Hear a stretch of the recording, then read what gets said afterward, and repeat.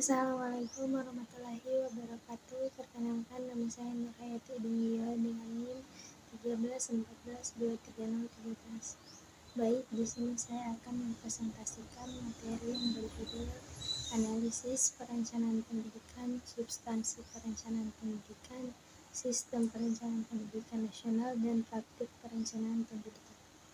Yang pertama ada proses analisis perencanaan pendidikan yang efektif dalam menghadapi tantangan global. Proses analisis perencanaan pendidikan yang efektif untuk menghadapi tantangan global melibatkan pendekatan holistik yang adaptif terhadap perubahan zaman.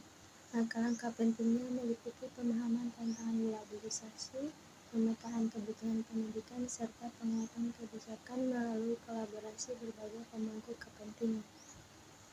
Inovasi kurikulum yang relevan dengan perkembangan teknologi dan sosial, peningkatan mutu pendidikan, serta investasi dalam infrastruktur dan pendanaan menjadi kunci.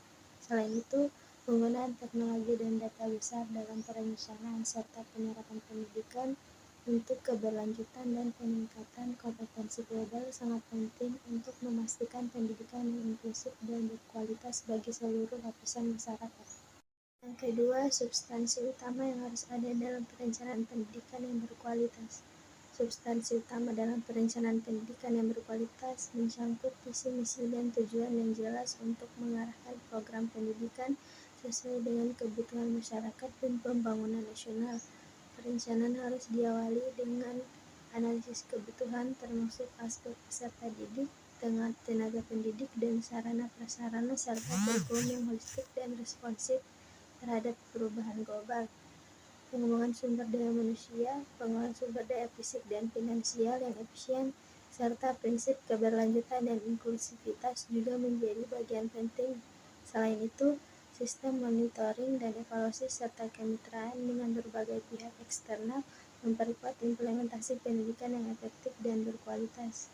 Ketiga, bagaimana sistem perencanaan pendidikan nasional dirancang untuk mencapai tujuan pendidikan nasional yang tercantum dalam Undang-Undang Nomor 20 Tahun 2003 dengan pendekatan komprehensif yang mengintegrasikan analisis kebutuhan, penetapan prioritas, alokasi sumber daya, dan evaluasi keberhasilan mengacu pada Pancasila, Undang-Undang Dasar 1945, dan filosofi pendidikan nasional.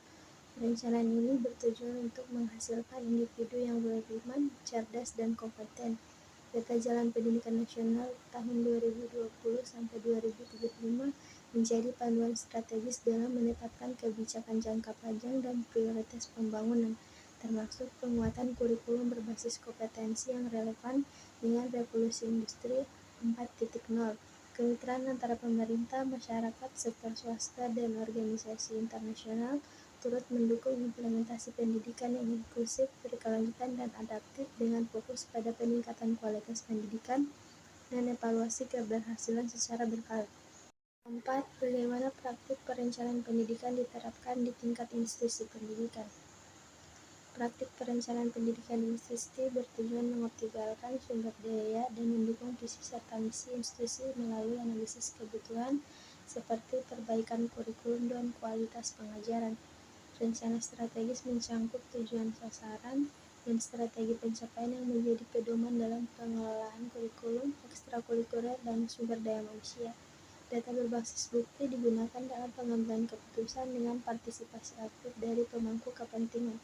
Monitoring dan evaluasi berkala dilakukan untuk menilai pencapaian tujuan dan menyesuaikan kebijakan. Tantangan keterbatasan sumber daya diatasi melalui kolaborasi dengan pemerintah, sektor swasta, dan masyarakat, serta peningkatan pelatihan guru. Kesimpulan, analisis perencanaan pendidikan mencangkup pentingnya pendekatan holistik dan adaptif untuk menghadapi tantangan global dengan fokus pada pemahaman kebutuhan lokal dan global, serta kolaborasi antara pemerintah, lembaga pendidikan, dan masyarakat. Substansi utama dalam perencanaan pendidikan yang berkualitas meliputi visi, misi, tujuan yang jelas, analisis kebutuhan, perencanaan kurikulum, pengembangan SDM, pengelolaan sumber daya, serta prinsip keberlanjutan dan inklusivitas. Sistem perencanaan pendidikan nasional dirancang untuk mendukung pencapaian tujuan pendidikan nasional melalui pendekatan berbasis data dan kolaborasi antar pemangku kepentingan. Sekian pemaparan materi dari saya. Apabila ada salah kata saya mohon maaf. Wabillahi taufiq wal hidayah. Wassalamualaikum warahmatullahi wabarakatuh.